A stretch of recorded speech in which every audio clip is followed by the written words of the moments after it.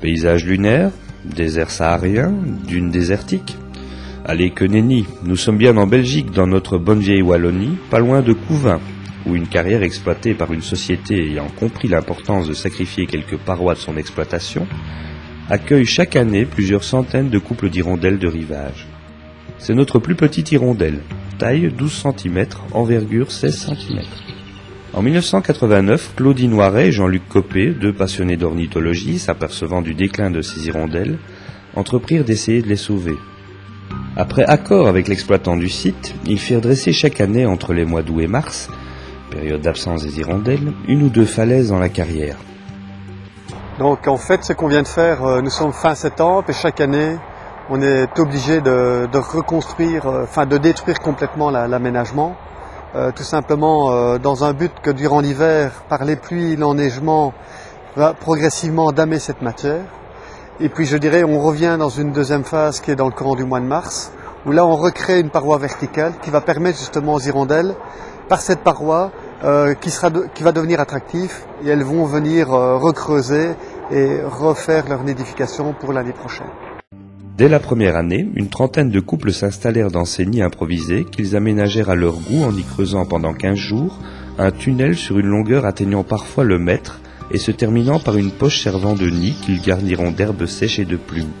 Résultat, 30 couples nicheurs en 1989, plus de 300 couples en 2003. Il reste quelques rares endroits naturels, comme ces berges de l'Ourthe ou ici la Meuse française, sur un court effondrement de berges où les hirondelles ont élu domicile, malgré la proximité de ces énormes cheminées crachant leur vapeur à plein poumon. Ces monstres des temps modernes n'ayant pas l'air d'affoler nos amis, pas plus qu'ils n'empêchent la nature de se développer avec luxuriance. Pied de nez aux détracteurs de cette énergie ou hypocrisie vengeresse de la nature? L'avenir nous le dira. Après avoir creusé et peaufiné leur habitat par grattage en expulsant les gravillons au dehors, l'accouplement se fait très vite. Encore que parfois plusieurs candidats sont intéressés par la même femelle. Allez quoi, c'est toi ou c'est moi? Bon, oust, j'étais le premier. Mi-mai, la ponte a alors lieu, 3 à 5 œufs blancs.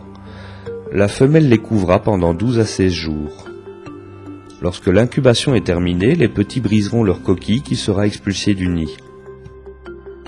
Jusqu'à l'âge de 20 jours, les petits seront nourris et couvés par les deux parents qui leur apporteront à tour de rôle des insectes essentiellement issus du bassin de décantation tout proche. C'est à ce moment que nos amis bagueront quelques individus, ce qui leur permettra de suivre plus tard ces oiseaux dans leur migration. Sur l'aspect scientifique, en fait, le bagage avait comme objectif de voir si vraiment l'oiseau était fidèle sur son site de reproduction. C'est vrai qu'on dit souvent que l'hirondelle est un oiseau qui revient chaque année.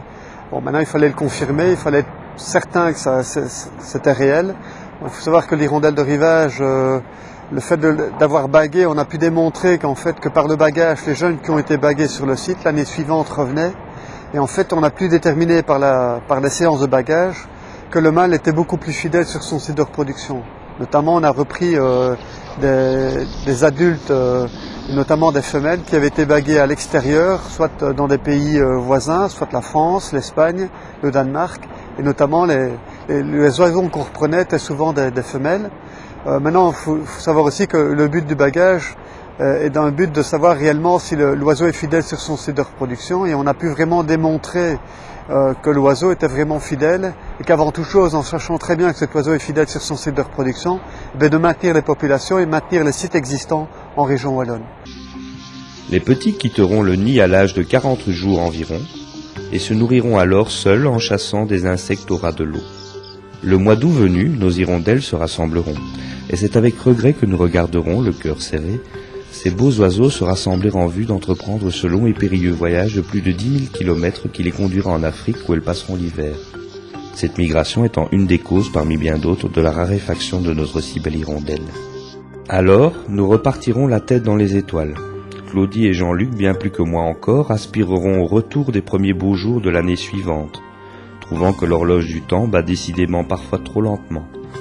Mais tout à coup, leur cœur serré se mettra à battre la chamade, quand au détour d'un tas de sable, ils apercevront enfin le retour de leurs hirondelles.